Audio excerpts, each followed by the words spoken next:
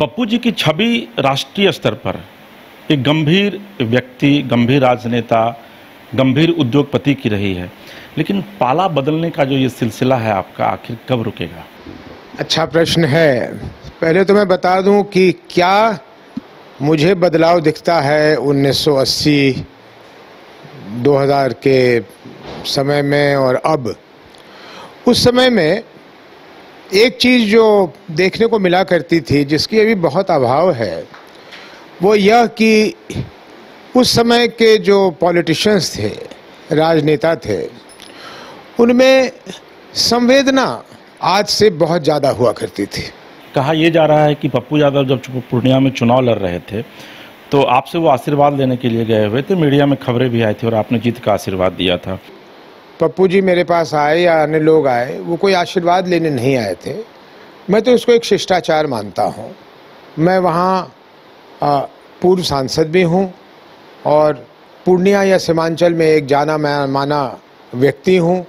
तो कोई चुनाव लड़ने के लिए मैदान में जा रहा हो तो ये शिष्टाचार है कि वो आकर आपसे शुभकामनाएं या आशीर्वाद या जो भी कहें उसको कहा जाता है।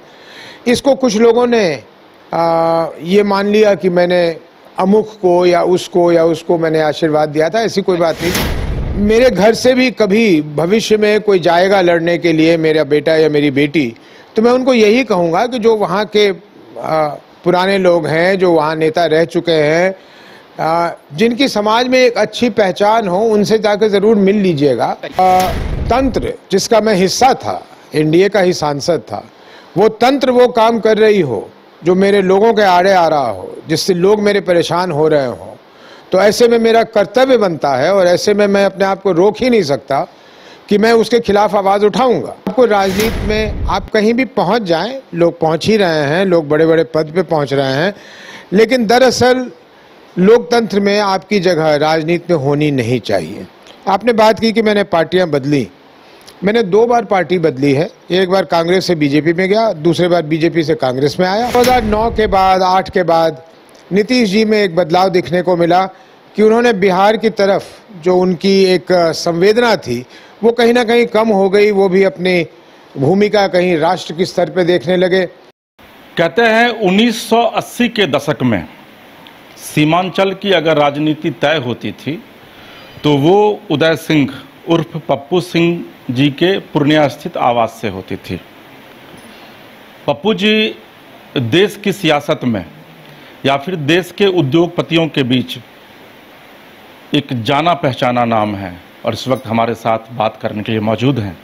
उदय जी, आप हमारे कार्यक्रम में आए हैं, इसके लिए आपका बहुत बहुत धन्यवाद। पहले उदय जी, आपने 1980 के उस दौर को भी देखा है जब आपकी माँ स्वर्गीय माधुरी जी सांसद हुआ करती थी। 2 बार कांग्रेस से वो सांसद रही। फिर 2004 से लेकर के 2014 के उस दौर को भी आपने देखा जब आप 2 बार सांसद थे बीजेपी से लगातार, और अब फिर एक बार आप प्रशांत किशोर जी के साथ आए हैं। बीच में आप कुछ दिन कांग्रेस के साथ भी चले गए थे। पप्पू जी की छवि राष्ट्रीय स्तर पर एक गंभीर व्यक्ति, गंभीर राजनेता, गंभीर उद्योगपति की रही है, लेकिन पाला बदलने का जो ये सिलसिला है आपका, आखिर कब रुकेगा? अच्छा प्रश्न है। पहले तो मैं बता दूं कि क्या मुझे बदलाव दिखता है 1980 2000 के समय में और अब। उस समय में एक चीज़ जो देखने को मिला करती थी, जिसकी अभी बहुत अभाव है, वो यह कि उस समय के जो पॉलिटिशियंस थे, राजनेता थे, उनमें संवेदना आज से बहुत ज़्यादा हुआ करती थी। कोई भी एमएलए हो, कम पढ़ा लिखा हो, ज़्यादा पढ़ा लिखा हो, विद्वान हो, नहीं विद्वान हो, लेकिन उन लोगों को अपने क्षेत्र की जनता की बहुत परवाह होती थी और उन लोगों में ये हिम्मत हुआ करता था या उन लोगों में ये संवेदना हुआ करती थी कि अपने क्षेत्र की समस्याओं के बारे में बिना लाव लपेट के अपने नेताओं को बताते थे और प्रयास करते थे कि उनके नेता उनकी बात सुने और उनकी समस्याओं पर ध्यान दें। जैसे जैसे समय बीता और ये आइडेंटिटी पॉलिटिक्स की राजनीति शुरू हो गई कि एक व्यक्ति ही महान हो गया किसी भी दल में। आप दल को देख लीजिए ना, जेडीयू को देखिए तो नीतीश जी दिखेंगे, बीजेपी को देखिए तो हमारे राष्ट्र में जो नेता हैं, मोदी जी, अमित शाह जी, उनको देखिए। अगर आप आरजेडी की तरफ देखिए तो लालू जी और फिर अब तेजस्वी जी। तो ये जो महिमा मंडली होने लग गई, इससे क्या हुआ कि जो हमारे राजनेता थे, इनकी संवेदना कम होती चली गई और अब तो मैं समझता हूँ मृत है। और इसलिए किसी भी विधायक के क्षेत्र में उसकी जनता क्यों ना कराह रही हो, उसके क्षेत्र में क्यों ना बड़ी से बड़ी परेशानी हो, कोई नेता ये हिम्मत नहीं करता, हिमाकत नहीं करता कि वो आकर सच्चाई अपने नेताओं को बतलाए। और मेरे समझ से, मैं दूसरे आपके प्रश्न के दूसरे भाग पर आता हूँ, मेरे समझ से जो लोग राजनीति में कदम रखते हैं उनको ये समझ के आना चाहिए कि राजनीति समाज सेवा का दूसरा नाम है। अगर आप में समाज सेवा की कोई भावना ही नहीं हो तो फिर आपको समाज सेवा में नहीं आना चाहिए। और जब तक आप गलत और सही का फ़र्क न समझ पाएँ तो आपको राजनीति में, आप कहीं भी पहुंच जाएं, लोग पहुंच ही रहे हैं, लोग बड़े बड़े पद पे पहुंच रहे हैं, लेकिन दरअसल लोकतंत्र में आपकी जगह राजनीति में होनी नहीं चाहिए। आपने बात की कि मैंने पार्टियां बदली। मैंने 2 बार पार्टी बदली है। एक बार कांग्रेस से बीजेपी में गया, दूसरे बार बीजेपी से कांग्रेस में आया और फिर मैंने अब कांग्रेस छोड़ ही दिया। अब किसी दल के साथ नहीं, तो मेरा अपना ही दल है। दोनों बार की घटना इसलिए थी कि दोनों बार जिस दल में मैं था वो कुछ ऐसा कर रही थी जो दल के नीतियों के खिलाफ, दल के सोच के खिलाफ, या जिसको मैं समझता था कि वो मेरे दल की सोच है उसके खिलाफ। 2004 की बात करें, मैं कांग्रेस में था, कांग्रेस से ही मुझे चुनाव लड़ना था, लेकिन चुनाव के कुछ दिन पहले पप्पू यादव जी रामविलास जी के साथ मिल गए। रामविलास जी की गठबंधन थी कांग्रेस के साथ, और ऐसे में मुझे लगा कि मुझे वहाँ टिकट मिलने में परेशानी होगी। मैंने फैसला किया कि मैं निर्दलीय लड़ूंगा, लेकिन वाजपेयी जी के यहाँ से खबर आया, वाजपेयी जी ने आमंत्रण दिया, निमंत्रण दिया कि मैं बीजेपी से लड़ूं। क्षेत्र की जनता ने कहा कि आप कहीं से भी लड़िए, हमें आप चाहिए। तो मैं बीजेपी में चला गया और बहुत सुखद दिन, मेरे 10 वर्ष जो बीते बहुत सुखद बीते। उसी समय नीतीश जी भी बन गए थे 2005 में मुख्यमंत्री, उनके साथ भी बहुत अच्छा मेरा तालमेल चला। लेकिन 2009 के बाद, 8 के बाद नीतीश जी में एक बदलाव दिखने को मिला कि उन्होंने बिहार की तरफ जो उनकी एक संवेदना थी वो कहीं ना कहीं कम हो गई। वो भी अपनी भूमिका कहीं राष्ट्र की स्तर पे देखने लगे। भ्रष्टाचार फिर बढ़ने लगा। मैं एनडीए का सांसद था, लेकिन एनडीए के सांसद रहते भी मैंने नीतीश जी के सरकार के खिलाफ, नीतीश जी के खिलाफ नहीं, नीतीश जी के सरकार के खिलाफ एक बहुत बड़ी प्रदर्शन की थी पूर्णिया में सांसद रहते हुए।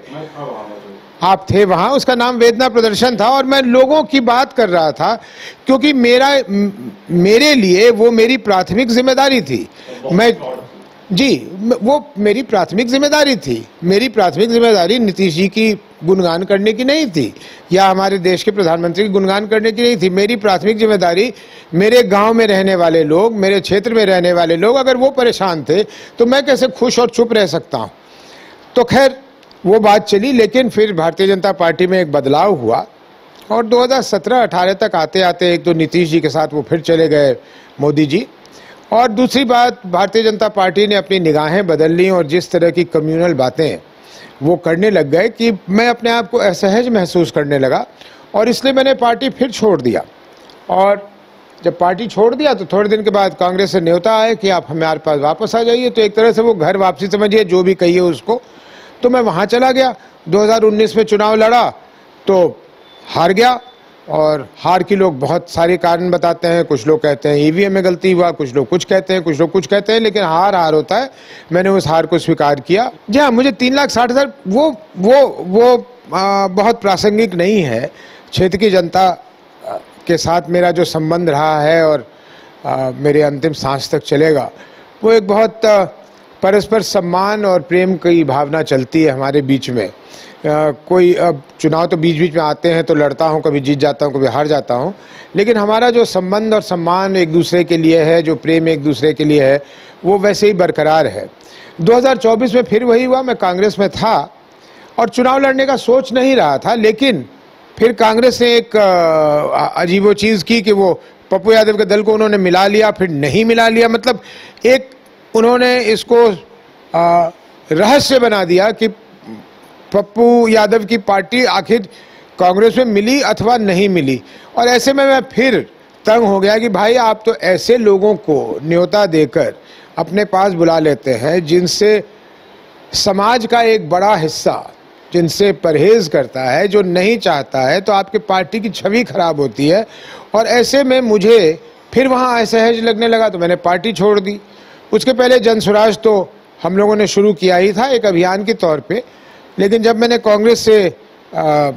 कांग्रेस को छोड़ दिया तो जनसुराज के सभी लोगों ने मुझसे पूछा या कहा या डिमांड किया कि मैं राष्ट्रीय अध्यक्ष बनूं, तो मैंने उसे स्वीकार किया। अब मैं उस जगह पर हूं और हम लोग प्रयास कर रहे हैं कि बिहार में एक बदलाव करें। सर, दो सवाल है आप ही के जवाब से। एक तो ये है कि कहा यह जा रहा है कि पप्पू यादव जब पूर्णिया में चुनाव लड़ रहे थे तो आपसे वो आशीर्वाद लेने के लिए गए हुए थे, मीडिया में खबरें भी आई थी और आपने जीत का आशीर्वाद दिया था। और दूसरा सवाल आप ही के जवाब से है कि जो वेदना प्रदर्शन है, अक्सर ये चर्चा होती रहती है कि पप्पू जी सिस्टम के खिलाफ चलते हैं और यही वजह है कि वेदना प्रदर्शन के माध्यम से उन्होंने नीतीश कुमार पर सवाल खड़े किए थे, जिसकी वजह से उनको 2014 में टिकट नहीं दिया गया। मैं दोनों का जवाब देता हूं। मैं समझता हूं कि पप्पू जी मेरे पास आए या अन्य लोग आए, वो कोई आशीर्वाद लेने नहीं आए थे। मैं तो इसको एक शिष्टाचार मानता हूं। मैं वहाँ पूर्व सांसद भी हूं और पूर्णिया या सीमांचल में एक जाना माना व्यक्ति हूं। तो कोई चुनाव लड़ने के लिए मैदान में जा रहा हो तो ये शिष्टाचार है कि वो आकर आपसे शुभकामनाएं या आशीर्वाद या जो भी कहें उसको कहा जाता है। इसको कुछ लोगों ने ये मान लिया कि मैंने अमुक को या उसको मैंने आशीर्वाद दिया था। ऐसी कोई बात नहीं थी। जब मैं चुनाव से अलग था तो मैं अलग था। ये ज़रूर है कि मैं किसी की मदद कर सकता था, वो मैंने नहीं किया। ना इधर को किया, ना उधर को किया, ना उधर को किया। मैंने किसी को मदद नहीं किया। लोगों ने जिसको जो मन में आया कि मैं उसको चाहता हूं या उसको नहीं चाहता या उसको चाहता हूं, अपने हिसाब से जिसको जैसा सूट किया वैसा उन्होंने किया। तो ये कोई बड़ी बात नहीं है। और इसको बढ़ा चढ़ा कर लोग कहते हैं कि पप्पू जी आशीर्वाद ले गए और मैंने उनको आशीर्वाद दे दिया, ये गलत है। ये शिष्टाचार है। और शायद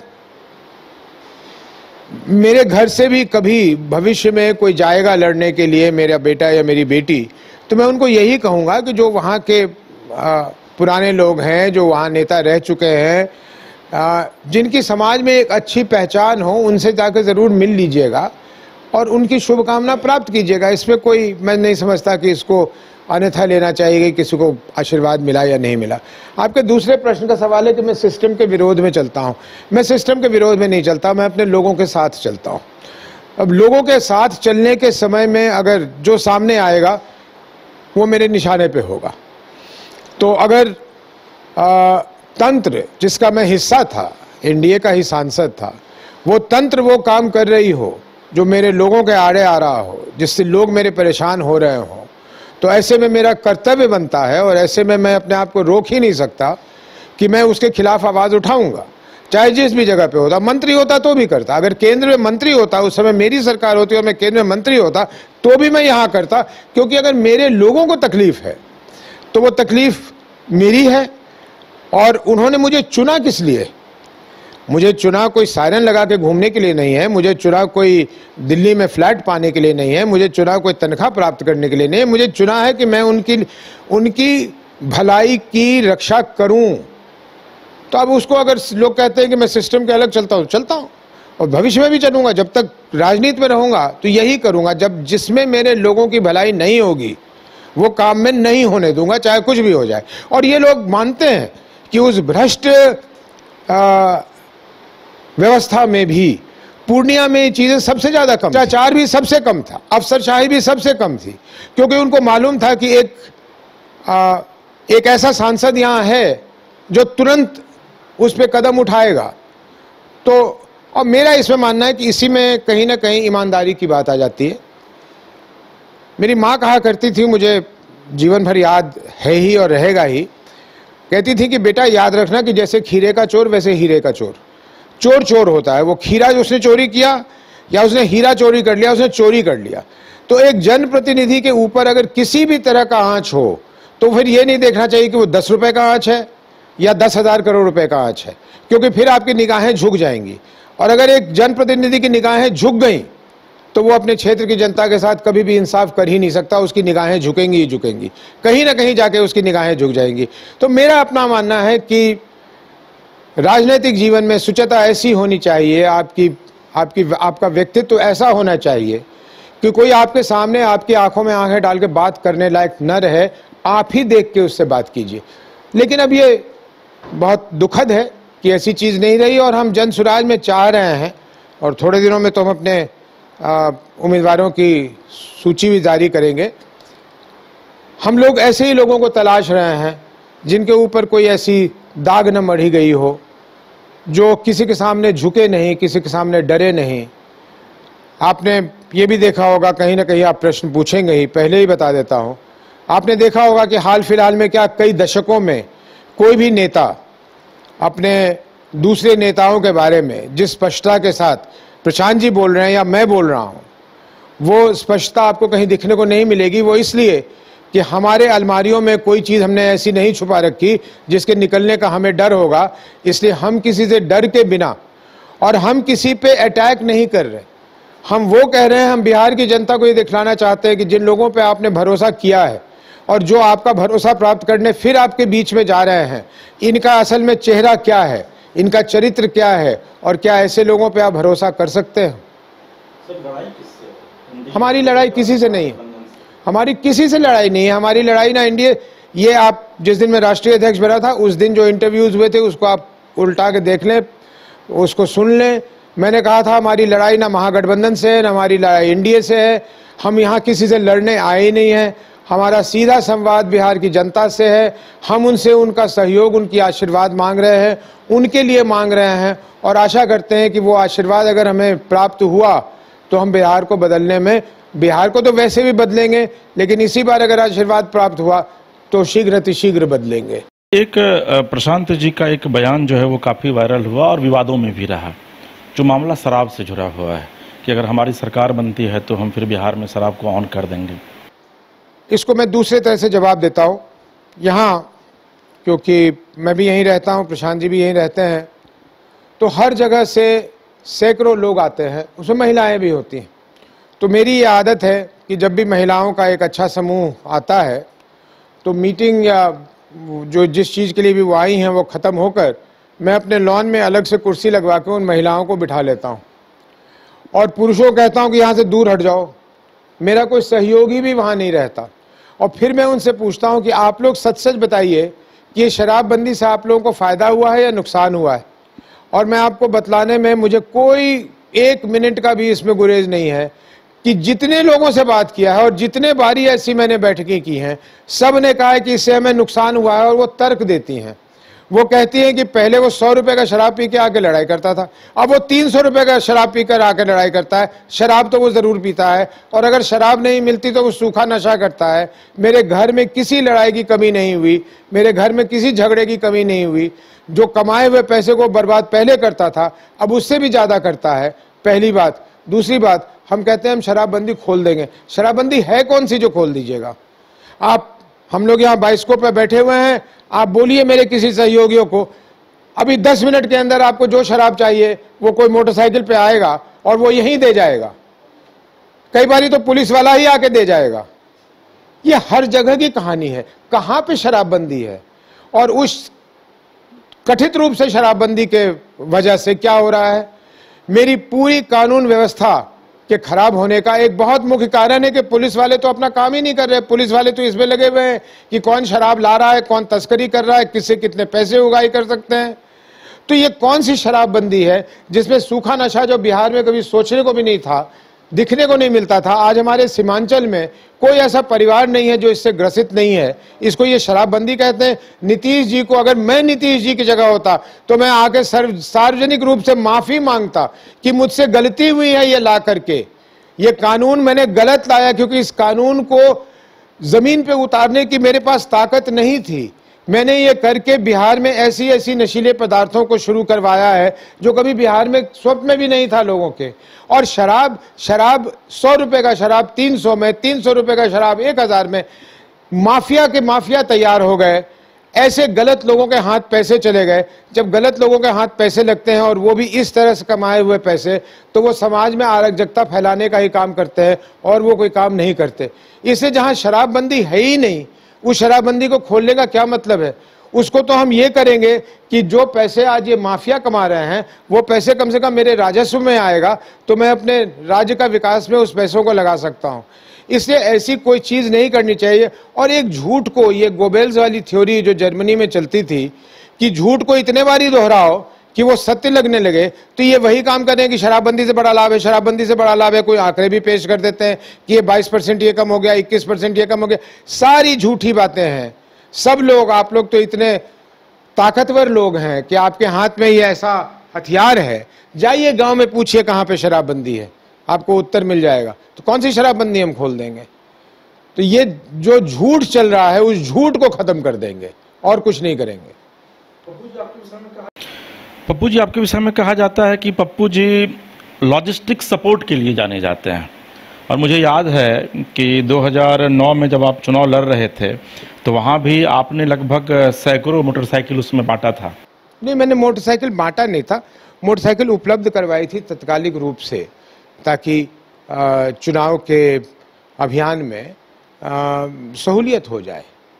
तो लॉजिस्टिक्स की बात नहीं है। देखिए, चुनाव लड़ने का एक तरीका है। चुनाव लड़ने का जो मैं तरीका अपनाया करता हूं और जो जनसुराज अपना रही है वो ये कि अपने क्षेत्र का कोई व्यक्ति आपके संवाद से अछूता ना रह जाए, क्योंकि ये सब बेकार बात है कि हमने डोर टू डोर कैंपेनिंग की है। कोई आज हिंदुस्तान में कोई ऐसा माइका लाल नहीं है जो कह सकता है कि मैं लोकसभा चुनाव में मैं एक एक घर हो आया और एक एक व्यक्ति से मिलाया। ये तो संभव नहीं है। लेकिन हम लोगों की प्रयास होती है कि अपने कार्यकर्ताओं के माध्यम से, अपने समर्थकों के माध्यम से अपनी बात को जितने दूर तक पहुंचा सके उतनी दूर तक पहुंचाते हैं। पप्पू जी, बीपीएससी का जब छात्रों का प्रदर्शन हो रहा था उस समय आपकी वैनिटी वैन काफ़ी चर्चा में आई थी।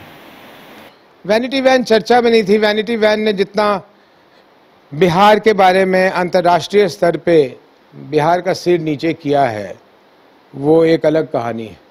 वो वैनिटी वैन एक बंद शौचालय के रूप में इस्तेमाल करने के लिए वहाँ रखा गया था। और मेरे मित्रों ने पता नहीं कितने अलग अलग देशों से फ़ोन करके कहा कि तुम बिहारी कभी सोच के आगे सोच नहीं सकते।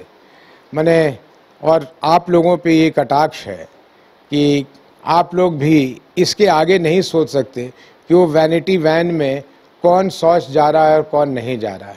और वो वैनिटी वैन की चर्चा हो रही है। वैसे वैनिटी वैन आज पटना में अगर इन दोनों महागठबंधन और एनडीए के नेताओं के घर में देख लीजिए तो आपको दर्जनों के हिसाब से मिल जाएगा। क्या था उस वैनिटी वैन में भगवान जाने। और यहाँ तो ये लोग जैसे खोजी पत्रकारिता होती है वैसे कर रहे थे। पता लग गया है ये उस कंपनी की है और ये कंपनी उदय सिंह की है। ये तो सार्वजनिक रूप से उपलब्ध है कि वैन जब रजिस्टर हुआ है तो किसी कंपनी का होगा, कंपनी का कोई ना कोई मालिक होगा। तो मुझसे ही पूछ लेते। इसके लिए सबसे पहले मेरे पास आ गए थे शायद वो जो लाइव सिटीज़ वाले ज्ञानेश्वर जी हैं। एक बार दिल्ली आए, उनसे कहा मेरा इंटरव्यू करना है। तो मुझे मालूम नहीं था क्या, मैं पूछता नहीं हूँ कभी कि कोई इंटरव्यू करने आता है कि आप क्या पूछेंगे, जो पूछना है पूछेगा। तो वो आए मेरे घर पे और वो शुरू हो गए इसी प्रकलन पे। मैं कहा ज्ञानेश्वर जी, इसमें इंटरव्यू करने की क्या ज़रूरत है? लोगों के पास ये उपलब्ध है कि Van SCCI India private limited का नाम रजिस्टर्ड है, उसका महानिदेशक मैं हूँ, मुख्य निदेशक मैं हूँ, मैनेजिंग डायरेक्टर मैं हूँ। तो इसमें कौन सी ऐसी चीज़ है जिसकी एक खोजी पत्र नहीं, वो कितने करोड़ की है? तो मैंने पूछ दिया अपने ऑफिस से कि भाई इतने लाख की खरीदी थी, आज इसकी किताब में वैल्यू इतने लाख की है। और मैंने उनके चैनल पे ही कह दिया था कि कोई ठीक ठाक आदमी मेरे से इतने लाख में खरीदना चाहे तो ले जाए। तो मेरे पास कई फ़ोन भी आ गए कि हमें बेचेगा, हमें बेचेगा। मैं कहा ऐसे नहीं बेचते। तो मतलब बेतुकी बातें। बिहार में क्या समस्याएं हैं आप देखिए। जनसुराज से आने का फ़र्क, अगर आज जनसुराज यहाँ नहीं होता तो मालूम है क्या हो रहा था? एनडीए अटैक कर रही होती महागठबंधन पे कि ये कम्युनल लोग हैं और कि ये गुंडागर्दी लोग करेंगे आके, और उधर से कह रहे होते कि ये कम्युनल लोग हैं। आज क्या हो रही है चर्चा? हमने 10,000 रुपया दिया, हमने 1100 रुपये कर दिया, हमने उसकी वेतन बढ़ा दी, हमने उसकी बेरोजगारी जो भत्ता देनी है वो देने की बात कर रहे हैं। आज ये 2 लाख रुपए देने की बात कर रहे हैं। दे ना दे तो नहीं देंगे, मालूम है, इनकी सत्ता भी नहीं आने वाली है, वो अलग चीज़ है। लेकिन आज एक कम से कम जन सुराज के भय से सकारात्मक बातें तो होने लग गई कि ये तो कहना बंद कर दिया कि ये आएंगे तो ये मुसलमानों को मारेंगे, अरे वो आ जाएगा तो वो गुंडा ले आएगा। आज पिछले 30 वर्षों से यही नैरेटिव रहा है बिहार में। हमने नैरेटिव बदल दिया और इस बाबत तो हमने एक इतिहास बिहार में कायम कर दिया। अब सीटें कितनी आएंगी, कितना वोट आएगा, किसकी व्यवस्था बनेगी, ये भविष्य के गर्भ में। सर, फील्ड में आप जाते हैं, आपको फील्ड में एंटी इनकम्बेंसी नजर आ रहा है? देखिए, एंटी इनकम्बेंसी तो 10 दिन के बाद ही नजर आता है। हर परिवार में जो मुखिया होता है परिवार का, अगर बड़ी परिवार हो तो बच्चे भी कहेंगे कि भाई ऐसा है। तो ये एंटी इनकम्बेंसी, उस पर एंटी प्रो कुछ बात नहीं है। इस बार सीधी बात है कि लोग अपने लिए, अपने बच्चों के लिए मतदान देंगे या नहीं देंगे, बस इतनी बात। सीट जीतने की उम्मीद करते हैं? 243 और 0 हम दोनों के लिए तैयार हैं। सर, एक आखिरी सवाल आपसे रहेगा, चूंकि समय का आपके पास भी अभाव है। पप्पू जी को ये लगता है कि बिहार जो है वो जातिगत राजनीति से ऊपर उठ करके वोट करेगा और आने वाले दिनों में क्या कोई सवर्ण चेहरा बिहार में मुख्यमंत्री बन सकता है? ये मैं आपको बता दूं, पहले भाग का जवाब दे दूं। बिल्कुल लगता है कि जाति से उठेगी। ऐसे बहुत बिहार के इतिहास है जो उठा हुआ है। प्रशांत जी कहते ही रहते हैं कि मोदी जी की जाति के लोग यहाँ कितने हैं, तो मोदी जी कैसे जीत जाते हैं। नीतीश जी की जाति के लोग कितने हैं, तो नीतीश जी कैसे जीत जाते हैं। एक विश्वास पे ही जीत जाते हैं ना।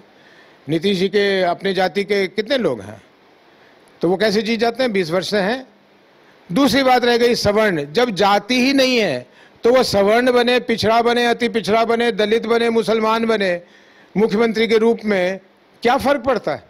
लोग जीत के आएंगे, चुन लेंगे, जिसको मन में आएगा चुन लेंगे। और इसी बिहार में किस जाति के लोग नहीं रहे हैं? क्या सवर्ण नहीं रहे हैं, क्या मुसलमान नहीं रहा है, क्या दलित नहीं रहा है, क्या पिछड़े अति पिछड़े नहीं रहे, सब रहे हैं। फिर भविष्य में भी रह सकता है, इसमें क्या दिक्कत है।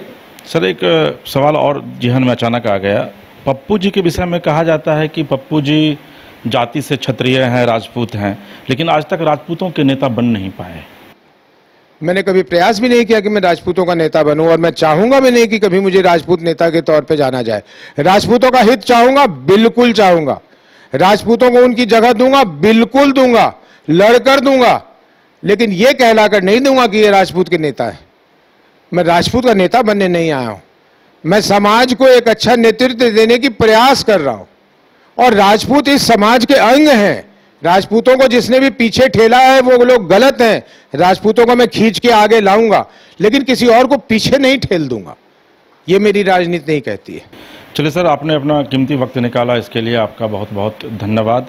तो ये हमारे साथ उदय सिंह उर्फ पप्पू सिंह बात कर रहे थे, और उन्होंने बताया कि किस तरीके से आने वाले दिनों में प्रशांत किशोर के साथ मिल करके जनसुराज को न सिर्फ प्रदेश बल्कि राष्ट्रीय स्तर पर बढ़ाने की कोशिश करेंगे।